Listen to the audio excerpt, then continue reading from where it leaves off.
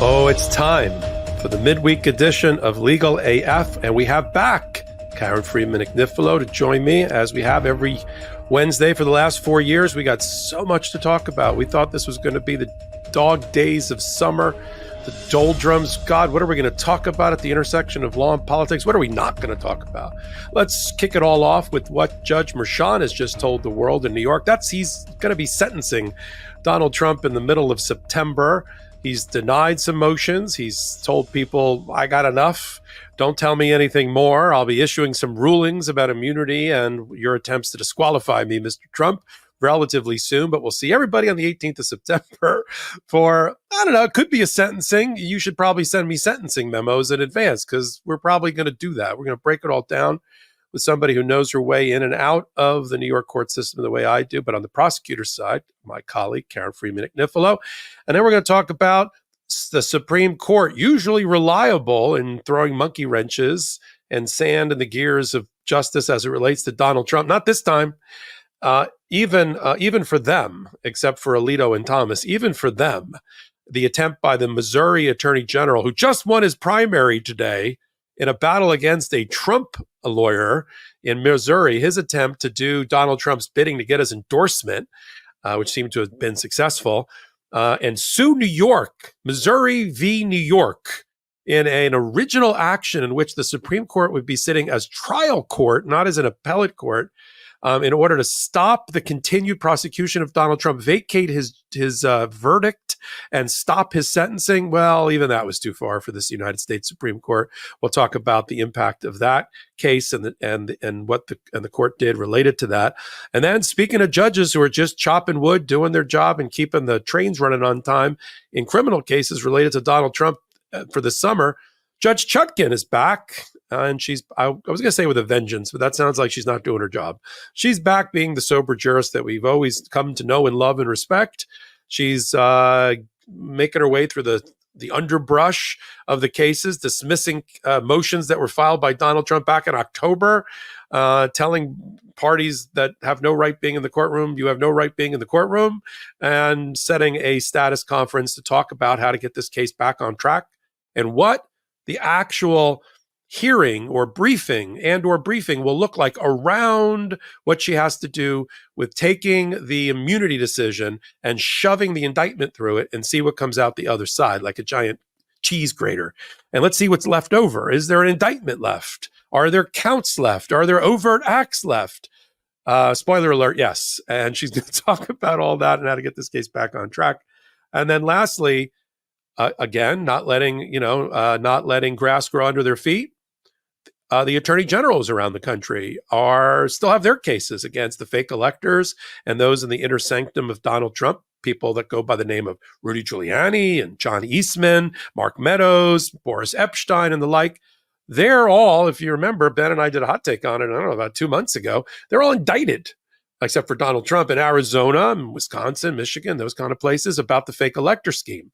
Because the Arizona Attorney General, Chris Mays, and the others are kind of cleaning up behind the elephants of what the feds didn't do. They let the Department of Justice and even Fani Willis go first and watched carefully and then said, all right, well, we got to protect our electorate, our voters, the enfranchisement of our citizens that live in Arizona. We have an obligation to do that. And they did. And now we've got two people who have flipped. One, a cooperator, used to work for Donald Trump, and the other, a fake elector. It's the start. It's flipping season in Arizona. We're going to talk about it all here on Legal AF. Karen, missed you last week. We had Dina Dahl sitting in for you, but there's no replacing the incomparable KFA. Welcome back. Aw, thank you. And I'm so appreciative to Dina and loved the show. It's amazing how fungible we all actually are in life. So it's true. You're not fungible. You know, I will tell you, it was a relief. When I was a young prosecutor, my kids are 28 now, the twins, and I was pregnant. I'll never forget the time when I had this giant grand jury presentation set up. It was an Asian gang case. I had maybe 20 witnesses coming in, was going to indict 18 defendants, one of these big sweeping, huge indictments. I had 3 different interpreters of 3 different Chinese dialects coming. I mean, the coordination was unbelievable. And literally the night before, I went into premature labor and ended up in the hospital. And they said, you're on bed rest starting now. And I panicked. Oh my God, what's going to happen? All the stuff, my case, this and that. I called my supervisor. I'll never forget it. And he literally said to me, it's like 11 o'clock at night. He's like, why are you calling? I'm hanging up the phone. I said, oh, there's this, there's that, there's the case. He's like, take care of your family. You are irrelevant. We are fungible. This is fine. And, it was the biggest relief of my life. I thought, oh my God, he's right. Yeah. So he's right. And honestly, after that, life goes on. No more stress when it comes to that. And so thank you, Dina and Popak, for proving that point all over again. Not only would you do it for us and me, you've done it for us and me. We've taken holidays and vacations, and life interferes. And I had a baby, and my wife did, and everything else. So, no, that's the network. I mean, that is a reflection of. Oh, the baby's fantastic. Six weeks old. I've sent you pictures. I post a few on Instagram. Francesca's is a very long baby. With the Olympics running, my wife and I are thinking about, I don't know, is it volleyball? Is it swimming? Is it tennis? What is it? Because she's a very long baby, which we appreciate. But that's a reflection of, it runs on both sides of this lens, on both sides of the screen. Our audience is so loyal and committed and loving and kind. We know it because we see it in the chats and the comments that are made, and the way this audience has built, this followers and subscribers of the Midas Touch Network have built. But it also, to be frank, goes on the other side. And maybe it's that reciprocity that goes on, because we enjoy each other as contributors, as podcasters, as founder, whatever we are. We enjoy each other. And nobody even like you said, nobody even thinks twice. When I ping Dina, Karen, we just can't get it to work. Can you jump on to Moments? No, absolutely. And she would do the same. We'd all do the same for each other. Doc, I want to just tell one more story, because you just reminded me of. Wait, before I would tell the story. What happened with the Chinese thing? Oh, they got indicted. It was fine. Oh, good. That's fun.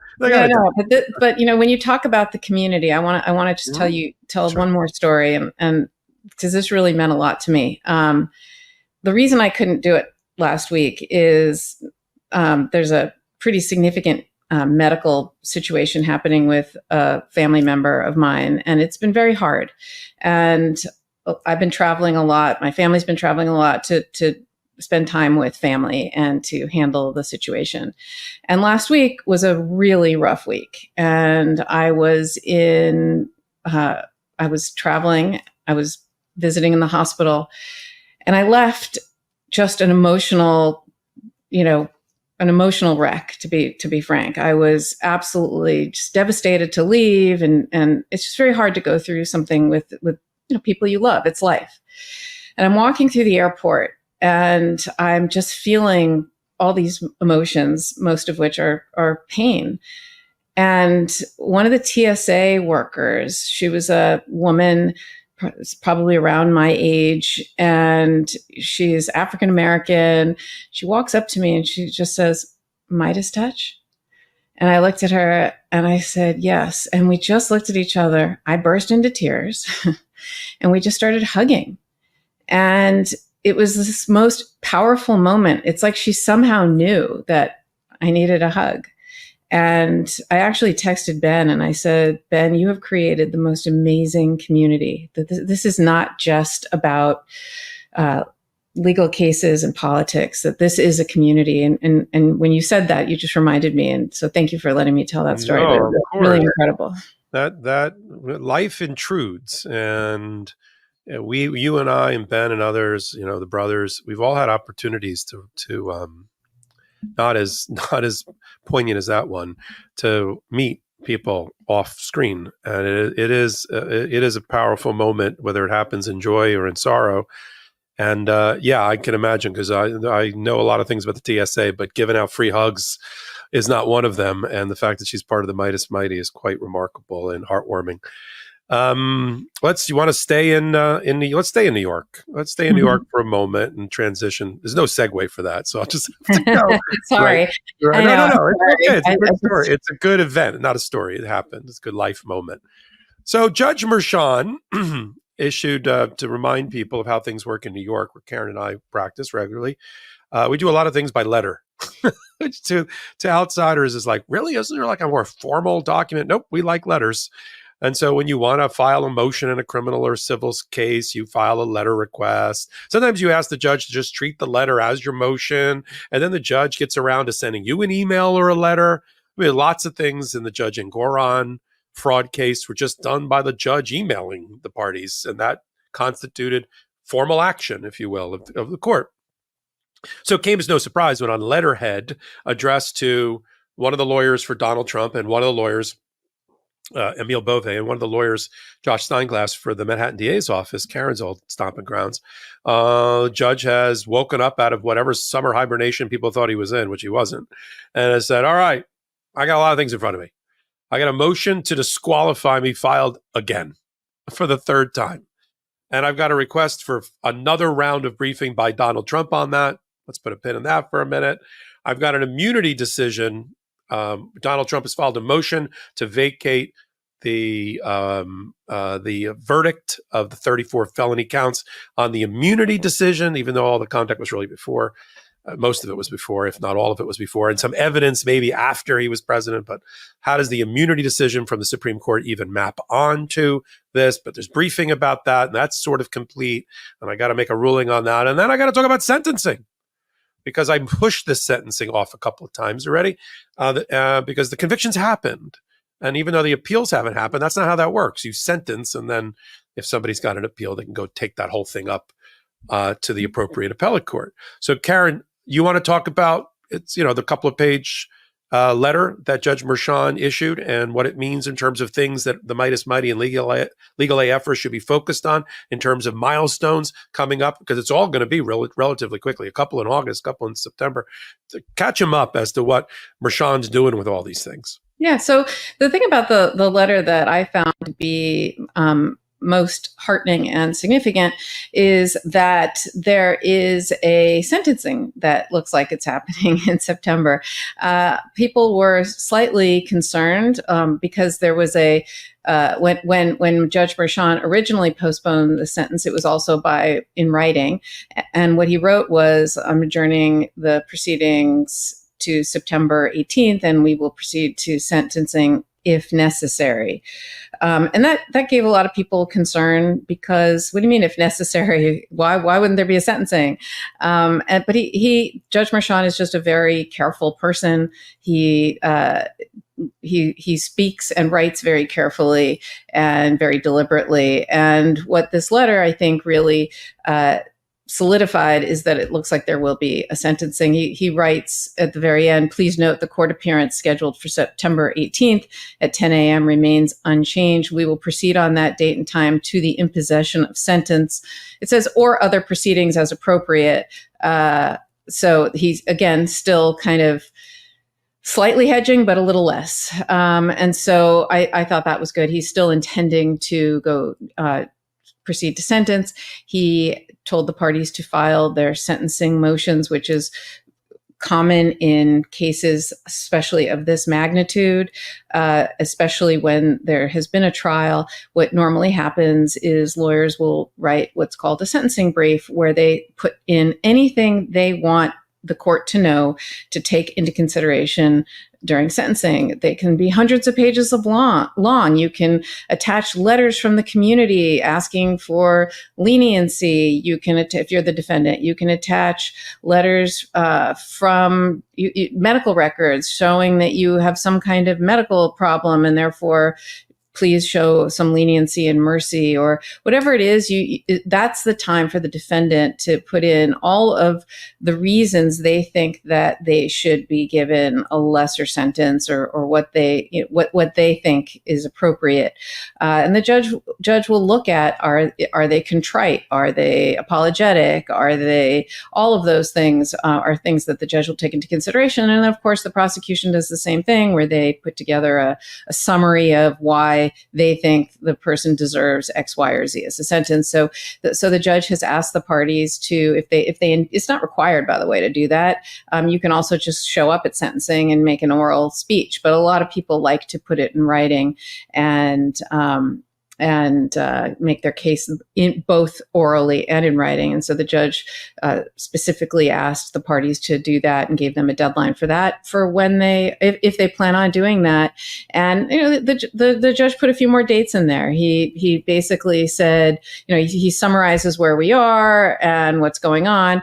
And he specifically tells the defense, who wants to submit another reply to the recusal motion, right? They submitted a third recusal motion, as you said, the prosecutor's reply. And he said, essentially, I don't need you to reply again. I have enough information. And he's going to deny that. He's denied it several times. There's no reason he would grant that. But he'll resolve that. And then the 330 motion, which is the motion to set aside the verdict based on the immunity decision, that's going to be a slightly more involved. I think he's going to I think Judge Merchan has been quiet, as you say, for a while, but I think what he's been working on is applying the law from the case, right? The immunity decision that came down from the Supreme Court to this case. And he's going to write a significant decision. Unlike the Washington, D.C. case that we're going to talk about, that one has not had a fact finding, right? There's not been a trial. There's not been a hearing. This has had a full-blown trial with evidence, with witnesses who've been cross-examined. So the judge has a full record to apply that new law to those facts to determine what, if anything, comes out and what, if anything, happens to the case, and whether or not it's harmless error, which I think is ultimately what he's going to find. So that's what Judge Merchan has been doing and will be doing. And we're going to see some deadlines come up where things are filed, but essentially what we're going to really, the time to show up is September 18th. That's going to be the sentence. Unfortunately, it's not going to be audio or video recorded or broadcast. So we're going to have to rely on stuff coming out of court like we did during the trial. Yeah. Just a couple of color around what you just said. So I think on the immunity, you're right, because the case has already been tried, the evidence is already in, the record is already established. It's going to be relatively easy. Even Trump's not trying to argue that his actions were immune. What he's trying to argue is, under some other parts of the immunity decision, that certain of the evidence relates to official conduct while he was president. So the whole of the conspiracy to pay off Stormy Daniels was before the election, because it was done to suppress that information so Donald Trump could get elected. That's what everybody testified to, including, of course, our fellow podcaster and friend Michael Cohen. There was some leftover economic entanglements that extended beyond the election and even the swearing in, like private checks that had to be written on private Trump checkbooks, on invoices that Michael Cohen submitted to pay off the scheme that was already established before he was president. Doesn't make it a presidential act, just because, which is what Judge Hellerstein said, the federal judge, when he looked at this issue once before related to some of these things. He said, so the issue is whether any of that evidence was, if it came in, was it outcome determinative? In other words, did the jury rely on a couple of stray pieces of testimony by people that worked in the White House, like Hope Hicks and the woman that was responsible for his agenda and the revolving door in front of his office for scheduling, whether that was the reason the jury convicted him of 34 felony counts? And that's to your harmless error point. The answer to that is no. I mean, even if it shouldn't have come in because it was official conduct that the Supreme Court has said should never be used in a case, it doesn't mean, if it is used, it either falls into reversible error because it was outcome determinative, it made the case, or it's reversible error. It's just something that, all right, shouldn't have happened, but didn't have an impact on the actual outcome. And I think that's where the judge here is going to go. I think he's going to issue that in September, the way he said. He's going to dispatch that. He's going to deny the motion for recusal. Donald Trump's lawyers asked for, because they're always so greedy. Can we have one more brief? And the judge said, on the issue of you being disqualified because your daughter works for Democratic fundraising causes, And the judge is like, I don't need any more briefs. This is the same arguments you've raised in the past. He didn't say that last part, but that's what he meant. And so he's going to deny that. And then we're left, as you said, Karen, just what's there glowing on a bright calendar is going to be this September 18th sentencing. And there will be sentencing. So for those that are there's an interesting split screen that I'm going to show you next before we take our first break for commercial and talk about what the Supreme Court didn't do to help out Donald Trump recently. This split screen image of the big mow around Vice President Kamala Harris and Walls, or I like to call them walls to walls, and their ticket. I mean, it's just an amazing surge. The Kamala momentum is outstanding and will likely lead to us talking about Madam-elect President Kamala Harris. But there's also that interesting juxtaposition because it is the prosecutor versus the criminal. It's the prosecutor versus the felon. And what happens is the audience cheers her on. These raucous rallies, like the one we just saw in Philadelphia, one that we're going to see today, where everybody wants to encourage. I haven't seen this since Barack Obama. They're just so hot and enthusiastic for Kamala and now for Tim Walz. And they automatically break out whenever Donald Trump's name comes up with this lock him up, which is, what he always chanted against Hillary Clinton back in the day. And I get the exuberance of it, but it creates an interesting dilemma for Kamala because there's all these things in the ether made by MAGA that this is lawfare and the weaponization of the Department of Justice. And that's the only reason people are going after him. It's to stop him from being duly elected. And that's not what she's running on, nor does she have to. So she had a very great and interesting way to address this issue at a rally today. I want to show that clip. I know Donald Trump's tight. I know it's tight. In fact, I've been dealing with people like him my whole career. For example, as Attorney General of California, well, hold on. You know what? The courts are going to handle that part of it. What we're going to do is beat them in November. See, that was an off the cuff. That just shows how comfortable she is in her own skin. 4 years ago, or when she was running in the primary, she never would have had, that wouldn't have come off her silver tongue the way it just did then. And it was such an artful way for her to frame the issue at this intersection of law and politics. What'd you think about Kamala sort of tamping down on the lock 'em up at her campaign rallies? I love that she's doing the we go high and they go low. I love that she's really not turning into Donald Trump that so many people try to do. We used to have a certain level of discourse and decorum, and people spoke publicly a certain way, especially people running for office. And Donald Trump has brought that down to the gutter. And so many people think they have to also match him in the gutter. And I've seen so many people really go to that level in talking about him and talking to him. And I'm thrilled that she is not doing that and that she's keeping her dignity and her integrity and handling it in a way that is appropriate and looks like what I know to be the way people should behave and conduct themselves, especially in public office. So I loved it. I thought she was fantastic. And continues to show tremendous judgment. You have to judge a presidential candidate on a number of things. One, their body of work before they ran. We know what Donald Trump's body is, or as Tim Walz said, crime was way up. Violent crime was way up when Donald Trump was president. I'm not talking about his crimes. So you have that. Versus her really stellar body of work as vice president, attorney general, and all the other things. But then you have her being the CEO of Kamala Incorporated, and watch how she's running this campaign. It may be high velocity, sleep when we die campaign with 99 days or whatever's left, or less than that. But look how she's running it, and then the judgment around picking her vice president, and really.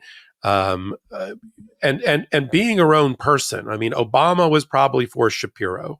I mean, there's an old joke about Josh Shapiro that he's Barack Obama, that he comes off like Obama when he talks, his cadence, his mannerisms. He was close to Obama, but that's not what she was looking for. She wasn't looking for another attorney general. She was looking for what Tim Walz could bring to the ticket and balance the ticket in that way. And yes, the progressive ideals that, and somebody that wanted to be her number two. And was willing, like she has been a dutiful number two for Joe Biden, a partner, needed that person next to her. The way that Biden was for Obama, she was looking for her Biden versus Obama. The way she's been for Joe Biden, I really love that about her, and the confidence and judgment that she shows and what she's doing on the campaign trail has to be attractive to the voter, right? I hope so. I think I love her. I've been a fan for a long time. Yeah.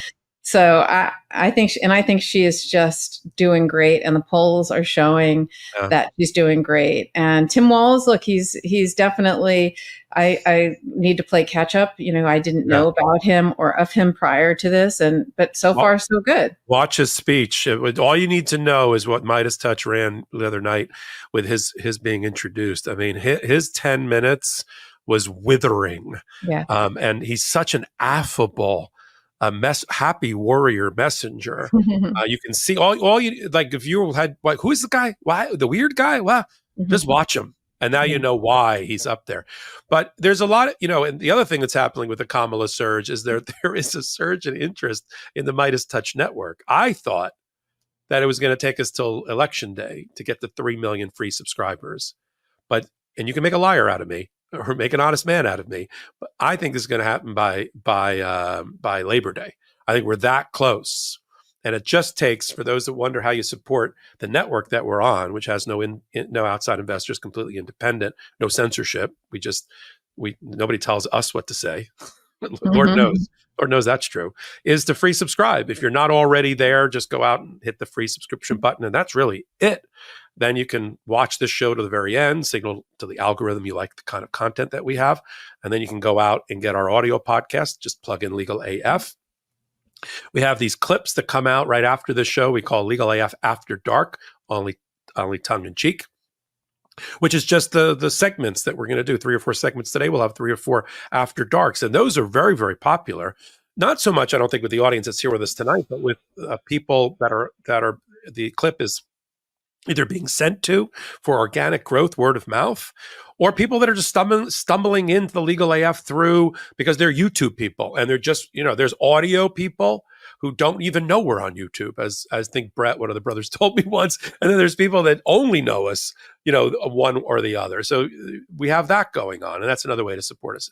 And then we've got, besides our sponsors, which I'm going to get to next, we've got a new Patreon, patreon.com/legalaf, where Ben and me are doing sort of teachable moments and I don't want to call it a law school class. I don't want to get in trouble. We're not accredited, but we are taking the concepts that you know about here on the law side of law and politics and teaching them in a way we hope is informative and entertaining. We got a huge community there, over 3,000 people. We just did a town hall Q&A with Ben and me. We had, 1,500 people that watched in real time, and that was really rewarding.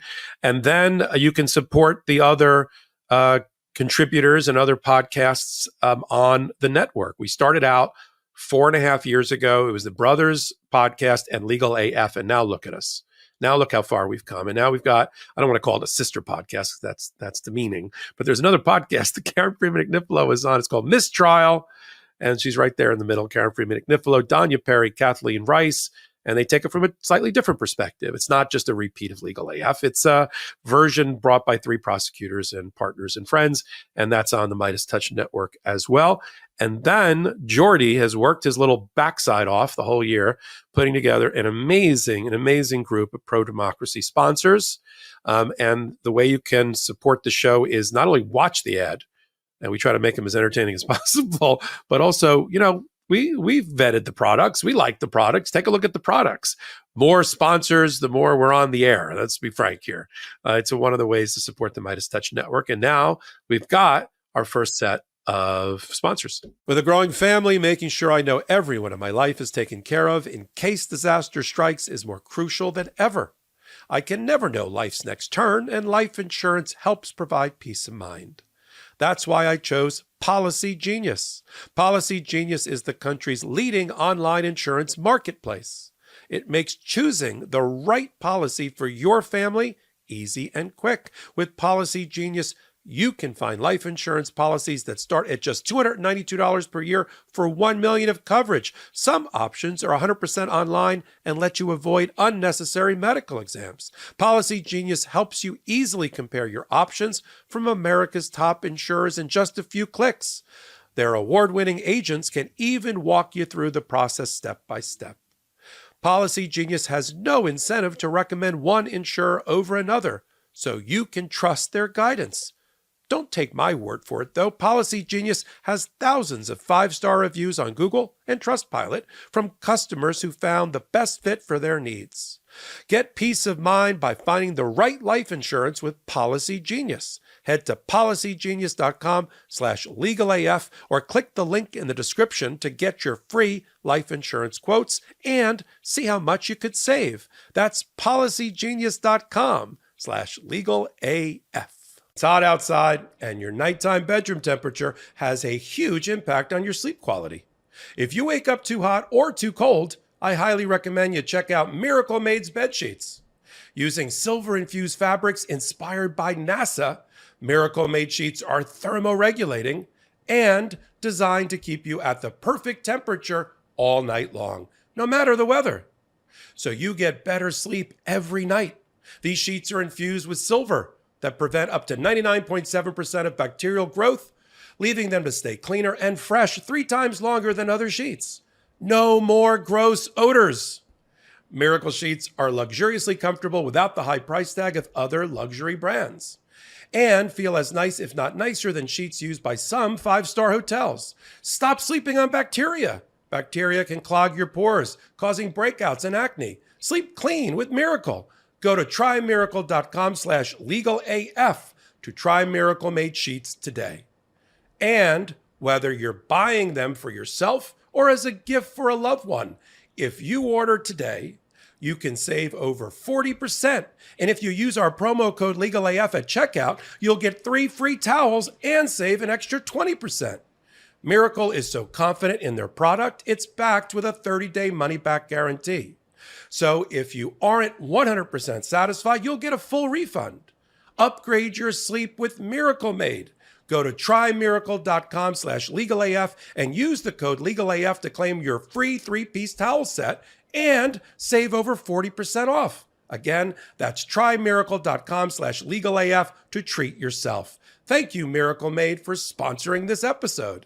Okay, well, welcome back. Let's talk about something related to New York, and then we'll move on to D.C. and then Arizona. The Missouri Attorney General a couple of months ago filed this wacko Missouri versus New York case. And we were like, what is this? Now, we also understood that that Bailey, Andrew Bailey, the Attorney General there, was going to be in a dogfight. No, I hate that phrase. Was going to be in a really life or death struggle in the primaries against a Trump attorney of all things for the Attorney General position. In fact, primaries already happened just today, and it looks like by a landslide, 63-37, Bailey has won. And I think one of the ways he wanted to show his utter fealty and allegiance to Donald Trump was to bring this crazy suit to try to get the Supreme Court exercising original jurisdiction, meaning that they're not sitting as an appellate court. They're sitting as a 9-person trial court, which only happens under their Article 3 powers when there's a state versus a state or foreign countries involved, and filing actually a petition or a complaint with them saying the New York prosecution of Donald Trump, which led to the 34-count felony conviction we talked about, is an interference with the First Amendment and electoral rights of Missourians. I'm like, go on, because it's gagging him with the gag order, which has already been upheld by the appellate court just recently. The conviction tied him up so he couldn't campaign. All right, well, that's sort of over. And he was campaigning during the trial. And sentencing would be terrible because, you know, he's a candidate and Missourians want to be able to vote for him or some BS like that. So what happened with that case with the with the Supreme Court, and what do you think it means, and what signal perhaps is being sent to Donald Trump by his favorite court, which is the United States Supreme Court? I mean, this was even a bridge too far for the Supreme Court. They filed an unsigned order, meaning it was just from the court, generally speaking. And it was just a couple of lines. It just said Missouri's motion for leave to file a bill of complaint is denied, and its motion for preliminary relief or a stay is dismissed as moot. Justice Thomas and Alito, the two buddies that seem to always now be on the other side of things, would grant the motion for leave to file the bill of complaint, but would not otherwise grant relief. So really, what does that mean? It means a bill of complaint or a complaint is a charging instrument that is filed if you're ever going to bring a cause of action, whether civil or criminal. And as you said, since this is a court of original jurisdiction for a state versus another state, that if they were to do this and try to get New York to stop doing to try to prevent the sentence, essentially, is what they were trying to do, and lift the gag order, that's what they would have to do, is file a complaint. And so the Supreme Court just basically said, no, this is, they didn't explain it, but this clearly was too far for them, said no, and we're not even going to let you file the complaint. And so I thought that was interesting, but Thomas and Alito, oh yes, you could file the complaint, but it doesn't seem like they would dismiss it, right? They were just, that was sort of seemed to be what they were saying, but that they should be allowed to file a complaint. I don't know. It's just sort of strange. Interestingly, but really quick also, is Will Scharf is the guy who ran against the Attorney General. And I happened to be with him in a CNN green room, and he's one of these really, really smart, nerdy lawyers, like he's an appellate lawyer, and he does all of the Trump appeals. He's on that team, and he thinks John Sauer is a brilliant legal mind. And we sort of talked about some issues while we were in the green room. He was going on the same day I was, and I had never heard of him until we were in the green room. And, you kind of just sit there and you're like, so who are you? And what are you doing? And so he was telling me that he was running, and he thought he had it locked in. He really thought his ticket to winning was being Donald Trump's lawyer, and that it was almost a sure thing. And I just think I think this is unbelievable and incredible. It's a signal that it doesn't necessarily, just because you have hitched your wagon to him, is not necessarily, I mean, so many people, including people like Will Scharf, who's a very smart lawyer, who are willing to literally, I mean, I think he's dangerous, right? But he's willing to line up with the devil, frankly, thinking it'll make him win. And I think this is a very powerful condemnation and something to, show other really smart people. Just because you're associated with him doesn't mean it's this, automatic ticket to knighthood. I thought that too, except for one weird situation in Missouri. Trump endorsed both of them. He literally had a joint endorsement. He said, you can't go wrong with either one. He literally said that. In fact, I did a hot take when I did the hot take on the dismissal, I said, well, tomorrow Bailey is going to be in this fight with Will Scharf. And weirdly, both have been endorsed. I think what it came down to is, I don't know what Scharf's connections are to Missouri, but Bailey had already been there, and Bailey had to find a magic trick that would really turn on the Republican MAGA there for the primary and show he could out Trump. I think I said in my hot take, it was spy versus spy. It was like two Trumpers fighting it out with Donald Trump. The winner is Donald Trump because one of them, and I just think Bailey was more Missourian than Scharf was. And they hadn't really heard of that guy other than, like you said, who's this guy in the green room? I think that was the impact there. But Donald Trump wanting to play both sides, he bet on both horses. Then Bailey bent over. I'm not saying Bailey's MAGA. He's election denier MAGA. He bent over backwards to file this lawsuit, which he knew was nothing more than a campaign ad for him in the primaries, just to give him some attention. He knew he was going to lose. He didn't care if he was going to lose. He lost. But yet the next day, he wasn't penalized by the voters of Missouri. He won 67%. Now the question is he going to beat the Democrat? That's the big thing. I mean, when you go on the website for the DNC, that's out there now for all the Harris Wall stuff. A lot of it is just talking about down ballot. Like it's Kamala, it's Tim plus the Democrat. It's all about not just it's stretching Kamala's coattails as far as they will go, not just to get, as important as that is, as historic as that is, our first woman president in the United States, and a woman of color, no less, but to stretch her coattails so that down ballot, it's not a bloodbath. It's a bloodbath the other way. It's all blue. It's a sea of blue. It's a blue wave.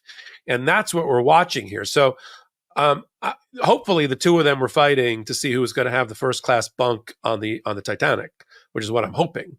But you and I and everybody are going to have to keep an eye on that. So why don't we talk about? I think you had it right completely on SCOTUS. I think it's 9-0. This loss 9-0. They're not going to interfere with the sentencing of Donald Trump. Even Alito and Thomas weren't going to go that far and grant any kind of injunctive relief. And I think it's 7-2 that they were like, this suit has got no merit.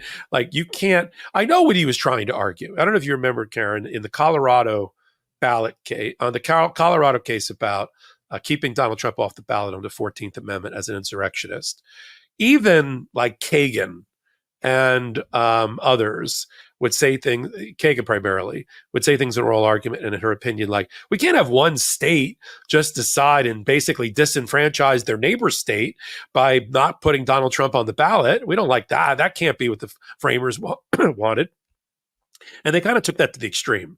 Like, hey, we can't have a state prosecute a guy who's a candidate and then because that'll disenfranchise people who I don't really get it. It didn't stop him from campaigning. It didn't stop him from doing anything. And I said on my hot take, I got news for her. This should be like a public service announcement in Missouri.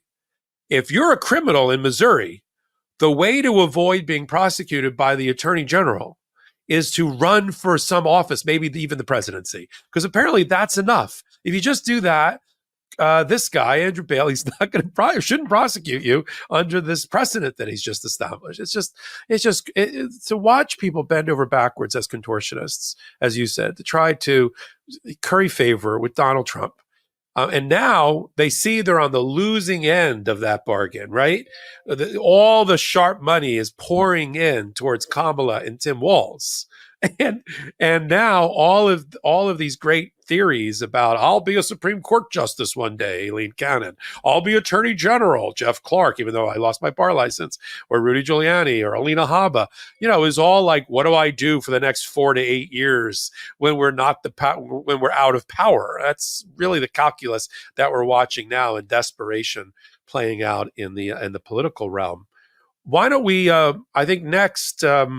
Why don't we talk about, there's a lot of updates in Arizona.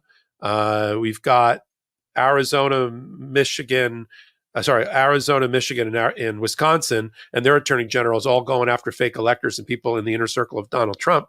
And we got some developments in Arizona in the case led by Chris Mays, the attorney general there. We'll cover all of that and so much more, but we have another word from our sponsors. Hi, this episode is brought to you by OneSkin. I love OneSkin.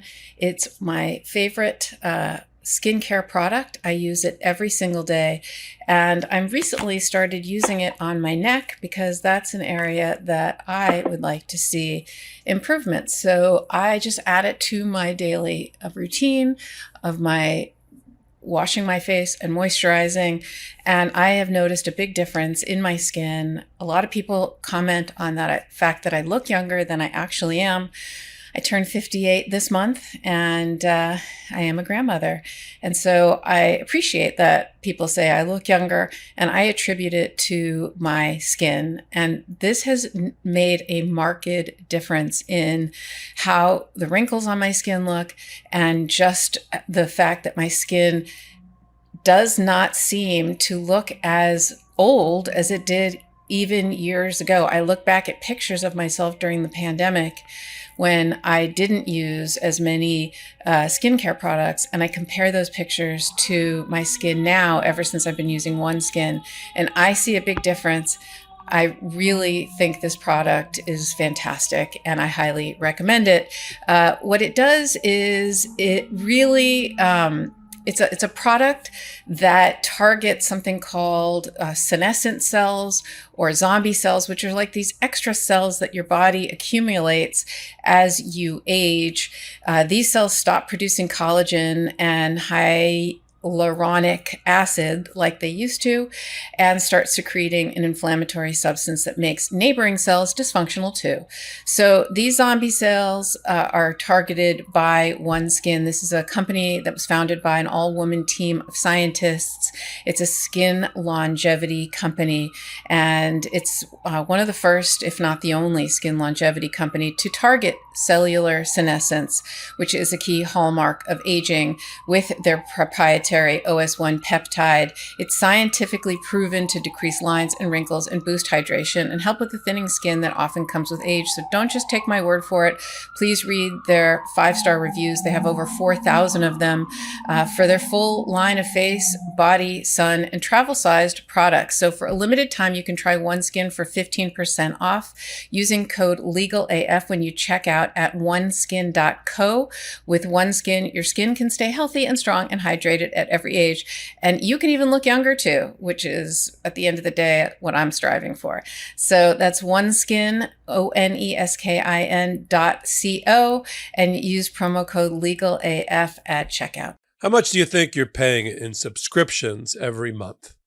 The answer is probably more than you think. Over 74% of people have subscriptions they've forgotten about. I definitely did. Like the time I forgot that I subscribed to Peacock, but thanks to Rocket Money, I'm no longer wasting money on the ones I forgot about. Rocket Money is a personal finance app that finds and cancels your unwanted subscriptions, monitors your spending, and helps lower your bills so that you can grow your savings. With Rocket Money, I have full control over my subscriptions and a clear view of my expenses. I can see all of my subscriptions in one place. And if I see something I don't want, Rocket Money can help me cancel it with just a few taps. I love how the dashboard shows me this month's spending compared to last month, so I can clearly see my spending habits. Plus, they'll help me create a custom budget and keep my spending on track. Rocket Money will even try to negotiate lower bills for you by up to 20%. All you have to do is submit a picture of your bill, and Rocket Money takes care of the rest. They'll deal with customer service for you. Rocket Money has over 5 million users and has saved a total of $500 million in canceled subscriptions, saving members up to $740 a year when using all of the app's features. Stop wasting money on things you don't use. Cancel your unwanted subscriptions by going to rocketmoney.com/legalaf. That's rocketmoney.com/legalaf.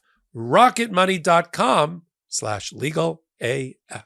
All right, welcome back. So we're making great time here. I feel like we're double parked in this show for some reason, but we're efficiently making our way through our topics. Let's talk about Arizona. You wanna kick it off? Talk about what's going on with Chris Mays. Why don't you start with what was it? Because it was like 2 months ago, and now what is it now?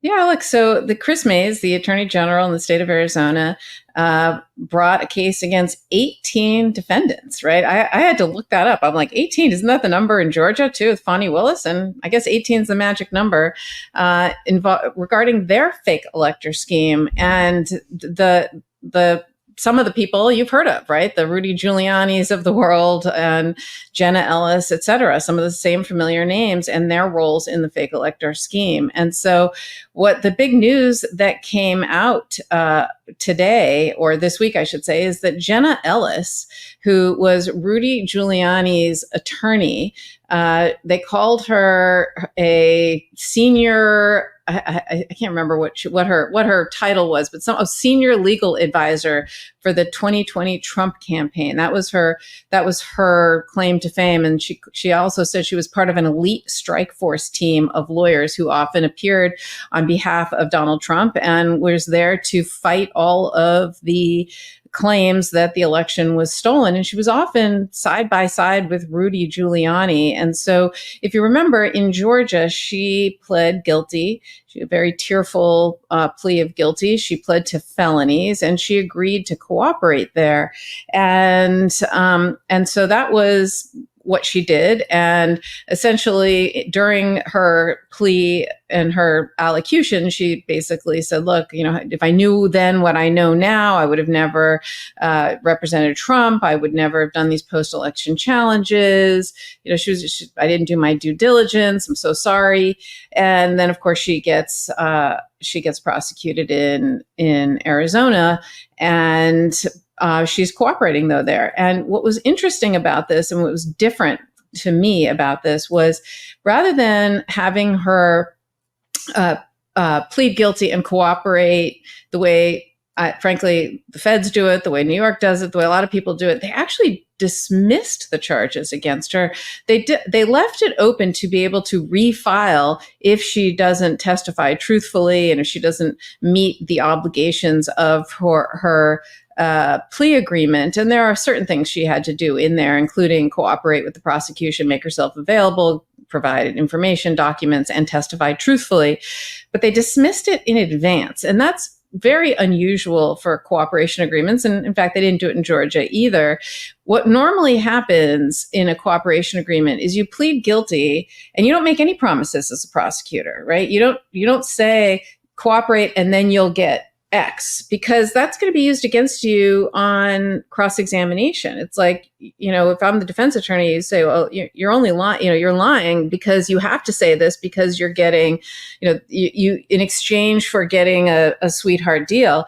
Really, you don't make any promises. And the prosecutor says, let's see how you do. I'm not making any promises. Be truthful, and we'll go from there. And you have to tell the truth. And if you don't tell the truth, and if you lie, not only is your case going to proceed, you can also be prosecuted for perjury. It gets worse for you. So it was just an interesting way of doing it. But the Attorney General Chris Mays said her insights are. This is a quote. Her insights are invaluable and will greatly aid the state in proving its case in court. So I don't know. She must be giving up some pretty good information to get an endorsement like that from the Attorney General and get her case dismissed in advance. If I were Rudy Giuliani, I'd be quaking in my boots because she must have some really good information. I was going to translate that to all the other co-conspirators that work with her are effed. Legal AF, right? Because you're right. I mean, you would, like we had an example just to continue sort of our teachable moments, like, Alan Weisselberg, you could never trust the guy. And so you had to dangle in front of him, potential jail term longer than it would be if he didn't properly cooperate in a couple of these trials. And even there, he effed it up and ended up getting convicted again of perjury. Exactly. Because he couldn't get it right. Well, your old office, which is another testament to your old office, the fungible prosecutors that exist in the Manhattan DA's office, apparently. But here, you're right. It had to have been like the mother lode of information from Jenna Ellis. I mean, people remember there were 3 different lawyers who all pled guilty in Georgia. And they all had to read some sort of I'm sorry in court. Right. And then so Sidney Powell was like this ridiculous, she's writing her mother in sleepaway camp about something she did wrong. And it was like, that's it. And Ken Chesborough was slightly better, but Jenna Ellis, this was Waterworks. This was Waterworld. This was, I was misled by older white men. How did I ever get here? And then she spent now she's trying to don't buy any of that, by the way. Just go on her social media feed, Jenna in the Morning. I'm not making it up, where she is MAGA through and through. She's just not a Trumper.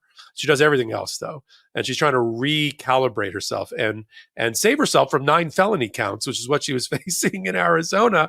And also, she just barely missed getting disbarred off of what happened to her in Georgia. And kept her bar license. I don't even know how, but she did. But she's trying to make a living on Instagram and on social media and all of that. So she is going, I am telling you, and you know it as a prosecutor, she's got the goods and she's bringing it. And if you think Rudy Giuliani's hair dye was melting down his face before, wait till you see it now. Because I'm telling you, these people, Mike Roman, John Eastman, Mark Meadows, Rudy Giuliani, Boris Epstein, the inner circle for Donald Trump, many of whom who still are with Donald Trump, like Boris Epstein, who were already, many of them either indicted in Georgia, almost indicted in Georgia, or the like, have a lot to worry about. And it's not the last flip. They started with 18, as you so perfectly pointed out. It's down to 16. I said it's going to be like the International House of Pancakes. Flip, flip, flip, flip, flip. There's going to be at least another 5 or 8. First of all, the fake electors, there's 11 of them, now 10. Because Ms. Pellegrino, who was like a MAGA activist and ran a women's club for Republicans, she's now pled guilty as one of the fake electors because she's facing 9 felony counts. And none of them, they're never going to be helped by Donald Trump. The only ones that are sticking together and are willing to go to jail for Donald Trump are the ones that they think Donald Trump and MAGA will benefit in the future. And that this will be sort of a something of value or virtue to them because they went down with the ship and they weren't a snitch or whatever the phraseology is. But the rest, get out of harm's way, man. Like run for cover. Every man for himself. So that's what happened in Georgia. Almost all the fake electors, except for the ones that were like elected Republican officials, they all flipped. And that case was moving down a very nice track until it got stuck in the mud over Bonnie Willis having a relationship with somebody in her office. But that's not happening with Chris Mays in the Attorney General's office. And the importance of the Attorney Generals can't be understated, especially the ones that are in Democratic states, in blue states, because those convictions stick. They don't get, immunity doesn't help them. I mean, maybe a little bit, depending upon what the issues are. But immunities, Donald Trump wasn't indicted in any of these places. But the co-conspirators who don't have immunity, these convictions are going to stick. And they can't be pardoned away by a President Donald Trump if that were ever to happen, which is becoming increasingly unlikely. And governors of those states are not going to be commuting and pardoning sentences. So they've been really, really important. I think, as we said 2 or 3 months ago, keep an eye closely on the attorney generals in this state and the work that they're doing. It's really, really important. Sometimes we just get sort of sidetracked talking about the Department of Justice and the feds. But, as you know well, state prosecutors and attorney generals are just as, if not more important in certain contexts than the feds. Yeah, I'm as you know, a proud state prosecutor. There's often a little bit of a snobbery, I will say. It's almost like people, who the Ivy League, people who go to Ivy League schools versus people who don't. There's a little bit of a elitism and snobbery. And same with federal versus state prosecutors. It's interesting. It's a very occasionally we get looked down upon, but I couldn't be more proud of state prosecutors as usual. I think you look down on state prosecutors like Karen Friedman McNiffolo at your own risk. You underestimate them at your own risk.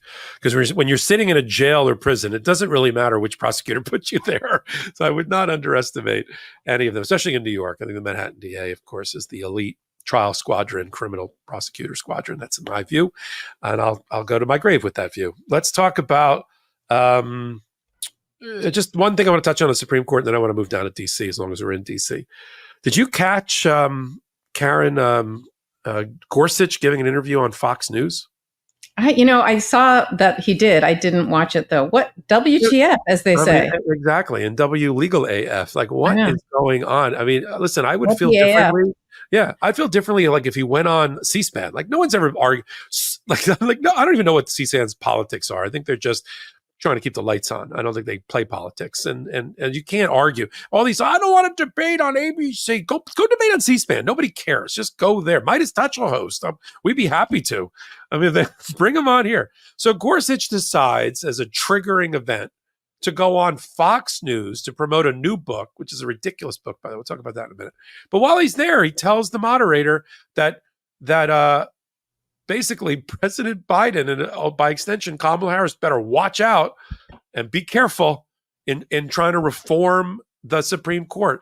Why doesn't he be careful instead of being in the alt-right of the court now with Alito and Thomas, the only reason that the Democrats have to clean up behind the elephant of the Supreme Court is because they're ethically deranged, because they are immoral, because they are no longer in keeping with three co-equal branches of government, and they created a presidency that sits above it all without any criminal repercussion.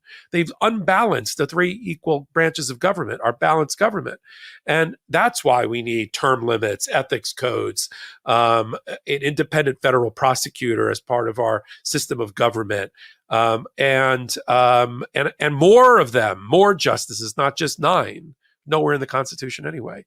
So he goes on to talk about why that's wrong, and then also gets umbraged about got his whole backup about they're always, we're ethical because we say we're ethical, or we need to have zealous judiciary, ferocious judiciary, because the unpopular. What are you even talking about? The problem with Donald Trump is not that he's unpopular. The problem with Donald Trump is he's a criminal, and then he happened to also be running for a presidential election in order to avoid the repercussions of his criminal acts.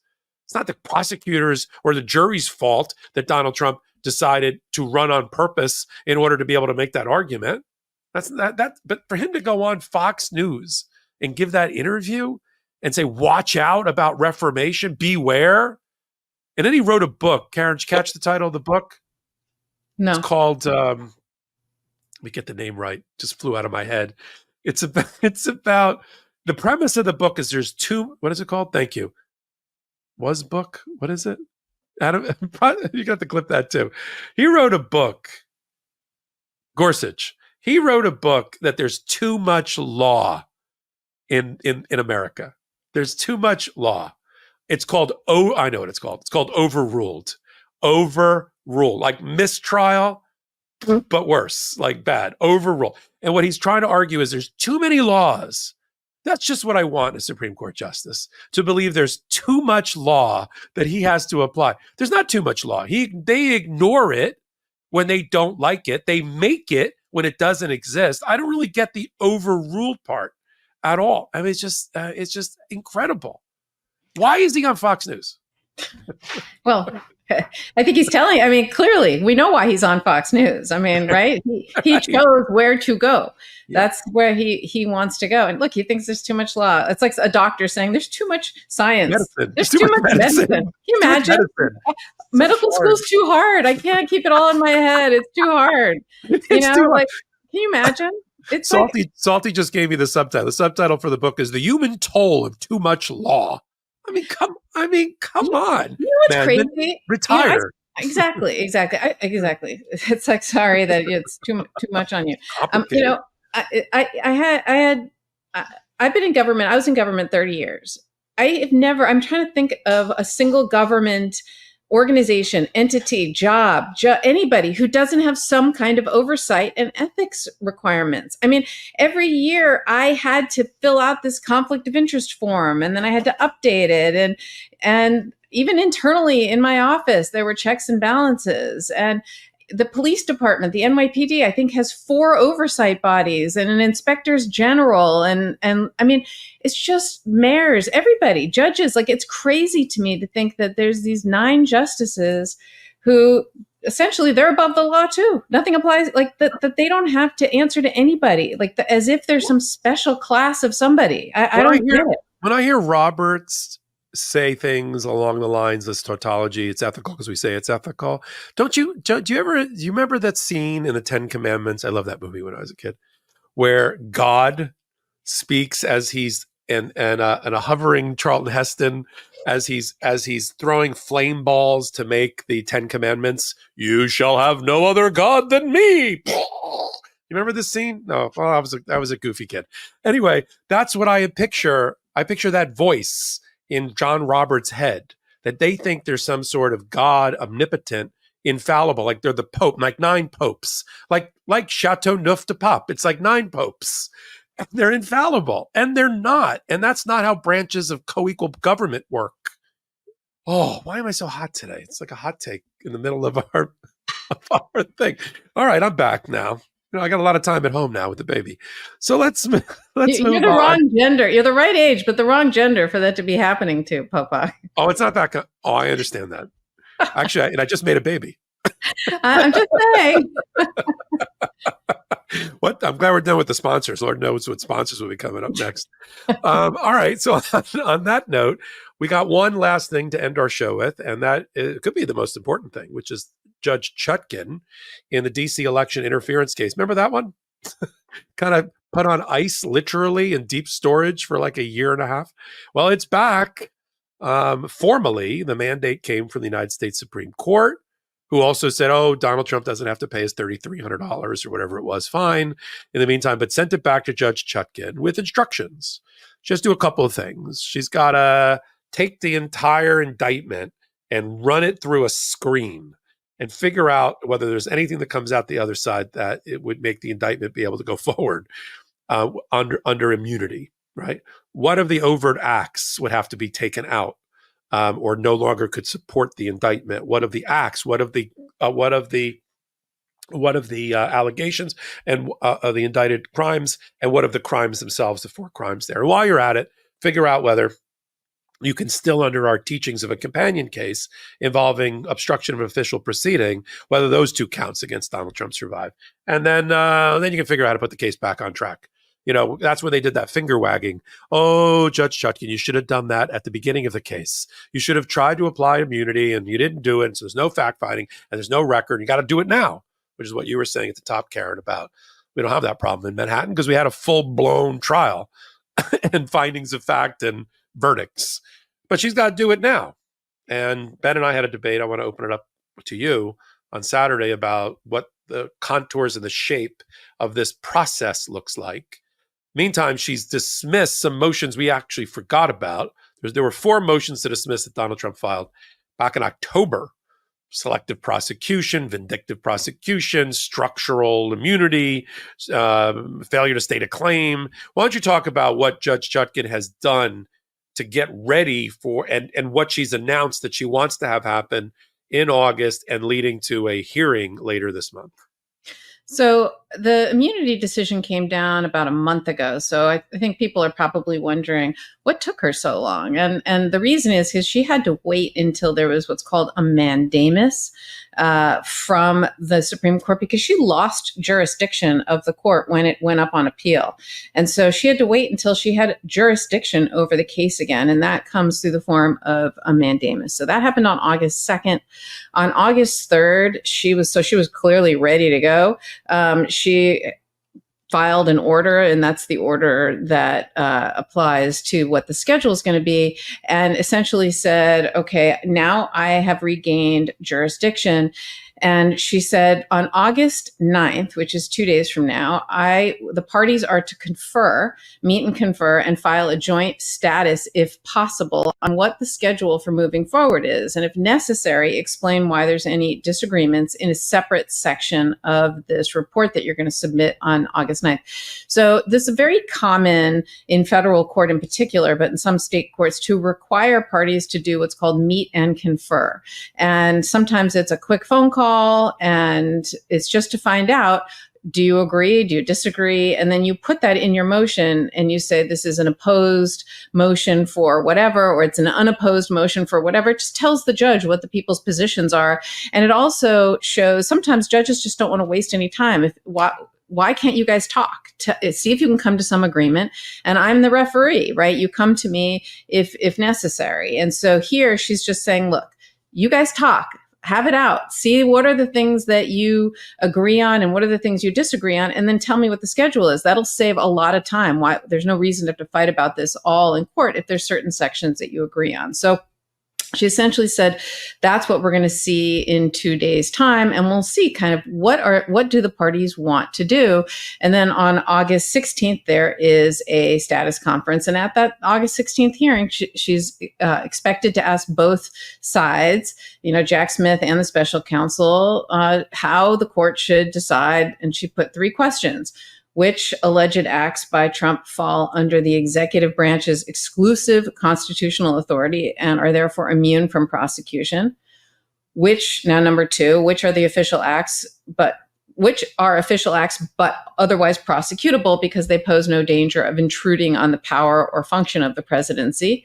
And number three, what acts can be prosecuted because they involve private conduct, such as possibly actions taken by Trump as a candidate and not as an office holder. I think we will see, number one, there will be a lot of agreement. Why? Because Jack Smith and his team follow the law and are fair. As a prosecutor, you're not an advocate. You are an advocate, but you are not just an advocate. You also have an obligation to sit above like a judge almost and do what's fair and what's right and what follows the law. And there will be things that Jack Smith will agree have to come out of the case and of the indictment. Some of those were already listed in the Supreme Court's immunity decision, and some of them are unclear. And so I think that that'll be, number one, there'll be some agreement. Number two, there might be some agreement. I would be shocked if Donald Trump would agree that anything was private. He's going to argue that all of it's immune.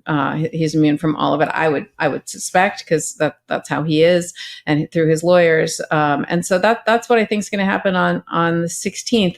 There's a few open questions, right? So unlike the Judge Merchan case in New York, there hasn't been any fact finding. So will she have a hearing or a mini trial, as many have described it? Or can she just do it based on the grand jury minutes and rule from the papers?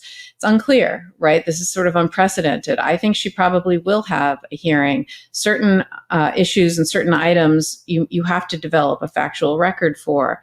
So that's one possibility. Another question is, will they just strike certain things from the indictment, or will they have to go in and supersede the indictment based on the fact that some of that conduct is no longer prosecutable? And so then that brings the question, okay, is it getting too close to the election to supersede, right? To bring charges? And also, they're going to have to determine what role Fisher versus the United States will play with in this particular case, right? Don't forget that was the case that talked about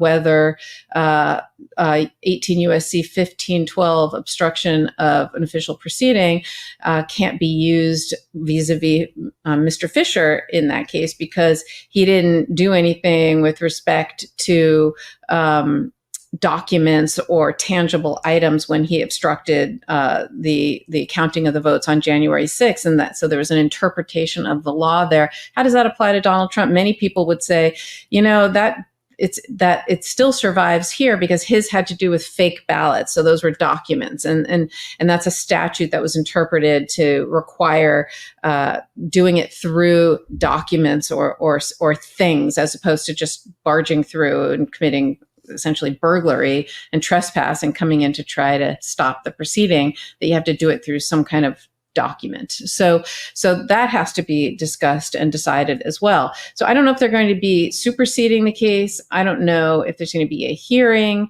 The other open question I have is, what about all those other, I think it was 5 unindicted co-conspirators, right? When are they going to be indicted? At this point, now that there's never going to be a trial before the election, I think that the reason Jack Smith only indicted one defendant, Donald Trump, and for 4 counts, unlike these sweeping, sprawling other indictments like in Georgia with 18 defendants and 100 and something charges, I think was to try to see if we can get a trial before the election. Well, now that that's not going to happen, I think it's kind of time to indict the unindicted co-conspirators and bring your case. So there's a lot of open questions. I think that in the next coming weeks, Judge Chutkan is certainly poised to answer. And I think there's going to be a lot that we're going to see, get a sense of how this will happen and what will happen. Yeah, I don't think he's going to, if I was a betting man, I wouldn't think he's going to try to go back through a superseding indictment. He has to go back through a grand jury, of course, on that. And that's just going to set the whole case back years, because then it starts sort of all over again with motion practice and other things. My gut is that he knew that this immunity decision could go badly for him, and that Donald Trump would try to raise those arguments. And was careful and methodical about how he prepared his indictment. And I think he thinks it'll survive. It won't be a Swiss cheese document where by the time you're done with it, you don't know what it is. I think there's a handful of things that'll have to come out. I think the rest are all well supported, the actual causes of action, or the claims, the criminal counts against him. And that I think we just sit back and let Tanya Chutkan do her job if she needs an evidentiary hearing and have full evidence put on, because she was chastised by the Supreme Court, who basically said, you didn't do an evidentiary hearing. You didn't do the hard work to figure out and sort out all the evidence, figure out, all right, now let's have a public mini trial. And Ben's big on that. I know Danya Perry on your show has been big on that. It's a big mini trial, present evidence, and let's see what part of the indictment survives. I think that's what Jack Smith will push for. Briefing, of course. Donald Trump wants briefing, never. And I'm sure Jack Smith will request briefing so that it all times out, sometimes in August, sometimes just after September and Labor Day, but certainly before the election. Briefing on the issue. But the loser, whoever comes in second, is going to take an appeal again, which is going to stop and delay the case, which is back to your point about this case ain't getting tried before November. The question is, could it ever be tried before the inauguration? And that seems to be slipping away as well. But, there's other ways for the American people to know who they're voting for when it comes to the election. Look, my bet would be he stands on the indictment, special counsel Jack Smith. He makes the judge do the hard work of going through and shoving this case through the screen of the immunity decision and of the Fisher decision on obstruction of an official proceeding and see what comes out the other side. If it's a tenable indictment, then you go forward, and then she can make all the other rulings. She denied the motions to she denied the motions to dismiss for Donald Trump, most of them, except for selective prosecution. Selective prosecution, she said, you're not making out that you're being vindictively prosecuted by Joe Biden, and the fact that your support for that is Donald Trump's own social media postings and a couple of Washington Post articles does not rise the level of evidence that's necessary to show vindictive prosecution or selective prosecution. You don't have a comparator, a person who's similarly situated to you as a soon-to-be ex-president doing all these bad things. You don't have the other person. And she's also chastised, speaking of chastised, she chastised Donald Trump's lawyers for once again minimizing what the indictment says about his crimes. She led off in the first couple of paragraphs of her order and saying, once again, I have to tell you, the way you're reducing he's just sitting around in a room talking about the unfairness of the election and supporting some people that had other ideas. I mean, that's sort of what he said in his papers. That's not what you're being charged with. You're being charged with the following crimes and the following criminal acts, including the use of fake electors and the pressure campaign on Mike Pence and all the rest of this. So she doesn't buy that, and she's never bought that. But we're going to watch to see what happens with Judge Chutkan. And we're going to do it right here at the intersection of law and politics. We're coming towards the end of another Legal AF. There's ways to support the show. Don't go yet. Patreon.com/LegalAF. Join at a paid membership level, and you get special content you won't get anywhere else on the internet. Certainly not on YouTube, including Q&As with Ben and me. Can ask us anything. And I think that just happened. People asked me a lot of things, and Ben too. And then you can support shows on the network that have our colleague Karen Freeman Agnifilo. You can support Mistrial. And we got 3 prosecutors and 3 law partners talking about law and politics through their lens, their unique lens. There we go. There's Mistrial. And then support our network. Legal AF is on the Midas Touch network. It's an independent network. It has no outside investors. It is people powered. It is powered by the people, literally. We're building this network as we fly it with your help, with our bare hands. And the only way we do it is support the sponsors. That's important. Watch the show all the way to the end. If you watch it on video, go over to audio and vice versa. Leave comments. That's helpful. Rate us. There's ratings that go along, like on Apple Pod. You can rate us there, and we take a look at those as well. And then you can support the show in these other ways that we've talked about, like becoming a paid member of Patreon. That's how we do it. And we got a store, and there's a lot of cool stuff there now for Kamala and Tim Walz. We've got store.midastouch.com. We got a lot of Legal AF gear. While you're there, pick up something related to the Kamala surge, the momentum that's going to sweep her into the Oval Office and us along with her. Is that it? Talk about people powered. That campaign is people powered. Bring back the joy. We got to get a t-shirt that says that. That's what Tim Walz said when he was introduced. He said, you know what I love about the president that I'm going to be supporting, Kamala Harris? She has brought back the joy. She's a happy warrior, so am I. And we are too here. I mean, we try not to blow smoke or sunshine, but, tell you our opinion. Karen, you told a very moving and poignant story, a page out of your own life at the top of the show about somebody you ran into while you were in the airport. So I always like giving you the last word and speak directly to our audience. Yeah, it's funny. For a long time, I thought we were about giving information and opinion and just the truth. And that's really what we are. But Ben has always said, no, we're a community, and Midas Touch is about building a community. And he's right. We're not just a network, right? We're not just, even though there's the Midas Touch network, we're not just like some corporate network with paid subscriptions or, huge venture capitalist funding or whatever. We're a grassroots organization that created a community. And that is the power of Midas and Midas Touch. And like I said, I felt it, and it was just because it was like this knowing kind of, we see each other, we hear each other, and we know where each other comes from, even though we come from totally different places.